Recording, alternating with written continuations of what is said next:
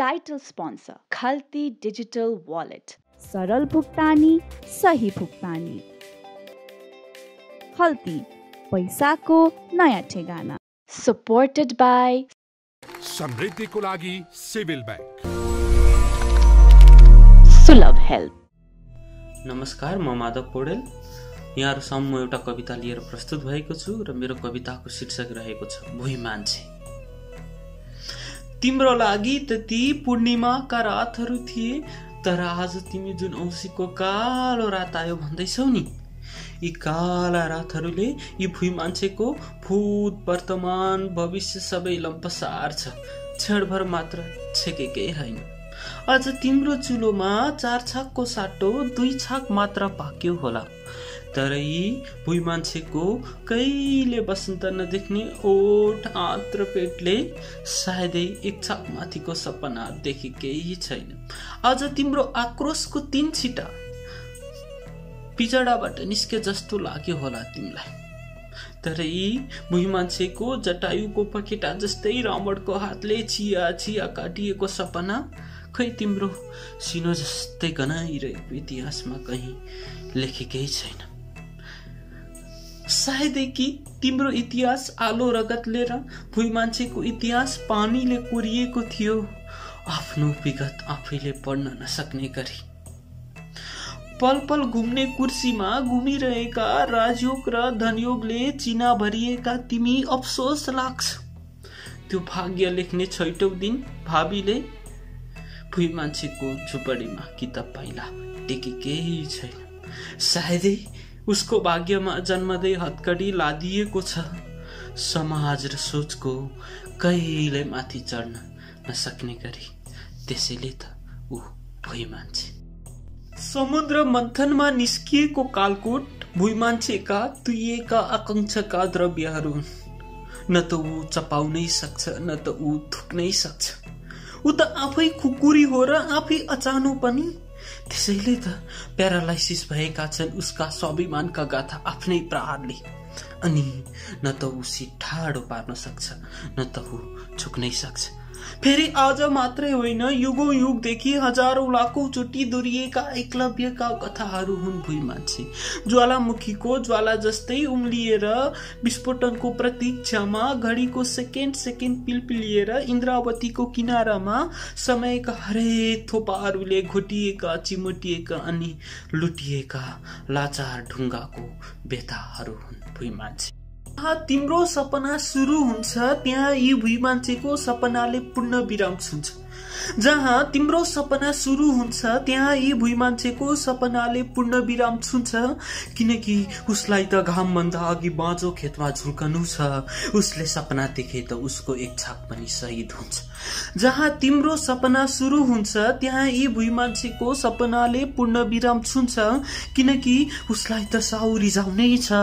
खुनसँग परदेशमा साटेको 1 बाल्टी खुसीले खडेरी लागेको परिवारको परिवेश आफू बाकसमा भरिएर भए पनि भिजाउनै छ। जहाँ तिम्रो सपना सुरु हुन्छ त्यहाँ यी भुइँ मान्छेको सपनाले पूर्ण विराम छुन्छ, किनकि उसलाई त व्यवस्थाले शब्दसँग नोट साट्नै छ। चकसँगै घोटिएर डस्टरसँगै मेटिएर भोलि त पक्कै घामसँगै बिरहका साजहरू अस्ताउँछन् भनी जानी जानी आफूले आफूलाई नै ढाट्नु छ। त्यसैले त ऊ भुइँ मान्छे। नाम्लोको डामले अनगिन्ती खाल्डो बनाएको मेरो बुवाको निधार धरती गल्ला, तर आफू कहिले गले भन्दै भन्दै। खाडीमा ती भट्टीका रापहरूले मेरो दाजुको हरेक थोपा थोपा पसिनासँगै वैशाखको उपहार वाष्पित गरिरहँदा बरु ती रापले स्वयं अग्नि जल्ला, तर त्यो पाखुरा कहिले जले भन्दै भन्दैन। समाज र उत्पीडनको कहानीले चिप्टिएका मेरी आमाको चाउरिएको मुहारको उमेर बरु खुद समयको आयु ढल्ला, तर सन्तान प्रेममा कहिले ढले भन्दै भन्दैन। ती जुठा थालहरूसँगै आफ्नै हातले माझिएर पखालिएका मेरा दिदी भाउजूका अबोध आशाका किरणहरू बरु कालकी मृत्यु आउला एक दिन, तर आफू कहिले मरे भन्दै भन्दैन। वास्तविकताको उपहासले गलामा फाँसी फाँसी लगाएका मेरा भविष्यका राम राज्यहरू बरु आकाश झर्ला, तर आफू कहिले धरतीमा झरे भन्दैन। त्यसैले त बुवाको निधार, आमाको मुहार, दाजुको पसिना, भाउजूको आशा अनि मेरो राम राज्यका रहर परिसूचक हुन् अरबौंको बेडमा अरूको लागि जिउँदा जिउँदै आफूलाई नै बिर्सिएका भुइँ मान्छेका कहर। त्यसैले त हामी भुइँ मान्छे। सोच्न कति गाह्रो छ है तिमीलाई, केही विश्रामका दिनहरू अभिशाप बन्दछन्, तर उही समय उही परिस्थिति ब्रह्माण्डको भार बोकेको भुइँ मान्छेको ढाडहरूलाई वरदान बन्दछन्। अफसोस अफसोस, तर फेरि भोको पेटलाई, नाङ्गो छालालाई अनि मरुभूमि तुल्य प्यासी आत्मालाई वरदानका विश्रामी समयका अडुहरू नर्क कुम्भी पाक बन्दछन्। बाँच्न कति गाह्रो छ है तिमीलाई, हरेक दिन बार र गतेहरू नबिर्सी चाडपर्व मनाउनु छ, तर भुइँ मान्छेको जाबो एउटा बित्ते घडीको ब्याट्री सकिएको पनि शताब्दी भयो खोइ। आफ्नै भूतकालले भविष्यमा पारेका पालहरू टाल्दै थाकेको हो। समय नै उसको प्रतिद्वन्दी हो, त्यसैले त उसलाई न त घडी बनाउनु छ। बाँच्न कति गाह्रो छ है तिमीलाई, एक दिन स्वाद फेर्न नपाउँदा तिम्रो जिब्रो काल कोठरीमा मरे भन्दै रुन्छ। बाँच्न कति गाह्रो छ है तिमीलाई, एक दिन स्वाद फेर्न नपाउँदा तिम्रो जिब्रो काल कोठरीमा मरे भन्दै रुन्छ, तर भुइँ मान्छेको स्वादका कोशिका फाँसी चढेको त ऊ नजन्मदै हो। उसलाई त पसिनाको स्वाद मात्र थाहा छ, केवल कि नुनिलो हुन्छ। बाँच्न कति गाह्रो छ है तिमीलाई, केही विश्रामका दिनहरू अभिशाप बन्दछन्, तर उही समय उही परिस्थिति ब्रह्माण्डको भार बोकेको भुइँ मान्छेको ढाडहरूलाई वरदान बन्दछन्। अफसोस तर फेरि भोको पेटलाई, नाङ्गो छालालाई अनि मरुभूमि तुल्य प्यासी आत्मालाई वरदानका विश्रामी समयका अडुहरू नर्क कुम्भी पाक बन्दछन्। त्यसैले त भुइँ मान्छे। ब्रह्माण्डको विस्तारीकरणको परिभाषा दिने भौतिक वैज्ञानिक यहाँ हेर त, भुइँ मान्छे पक्कै अपवाद हो। तिम्रो ब्रह्माण्ड विस्तार भइरहँदा खोइ यी भुइँ मान्छेको ब्रह्माण्ड त खुम्चिरहेछ, मानौ कि ऊ मेरो देशको सीमा न बाटो हो।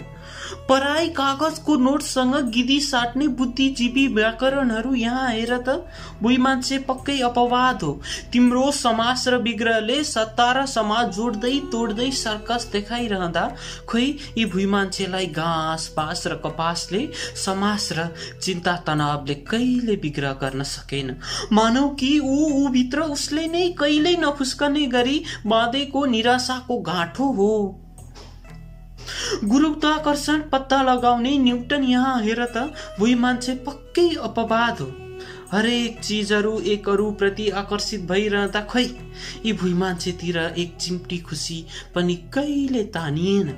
मानौ कि ऊ र खुसी चुम्बकको एकै पाटो हो, जसको मिलन असम्भव छ। प्रकाशको गति भन्दा छिटो केही छैन भनी प्रमाणित गर्ने आइन्स्टाइन यता हेर त, भुइँ मान्छे पक्कै अपवाद हो। आफ्नो परिवारलाई दुई त्यान्द्रा रहेका भाकाहरू पूरा गर्न नसक्दा धड्कने उसको चोइटिएको मुटुको चाल नपत, जुन हर पल प्रकाश भन्दा तेज धड्किरहन्छ। मानौ कि उसका प्रतिपल धड्कनले उज्यालो देखेकै छैन, किनकि आखिर ऊ भन्दा प्रकाश हिँगौं पछाडि छ।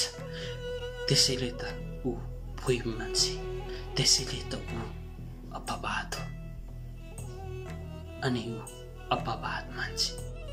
त्यो चैतको खडेरीमा रुख मान्छेको लागि सुनौलो हुरीले भुइँ मान्छेको घरको छानोसँगै आस्था, विश्वास र परिश्रम सबै उडाइदिन्छ, अनि अँध्यारोमा हुरीले मधुरो बलिरहेको टुकी झ्वाट्ट निभिदिँदा छोरी चिच्याउँदै अँगालो हालेर भन्छे, बाबा मेरो खापी कलम।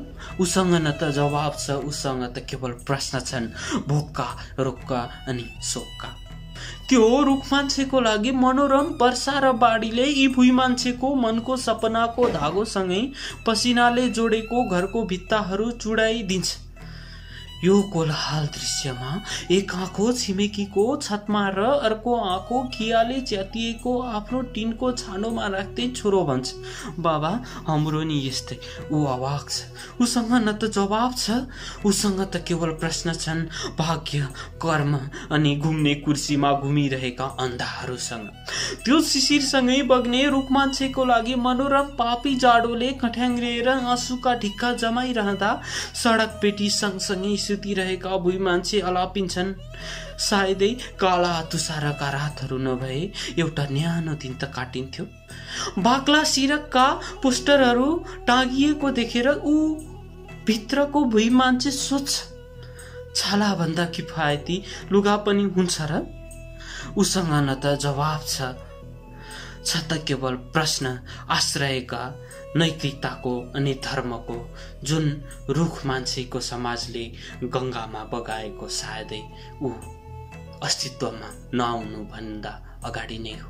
त्यसैले त ऊ भुइँ मान्छे।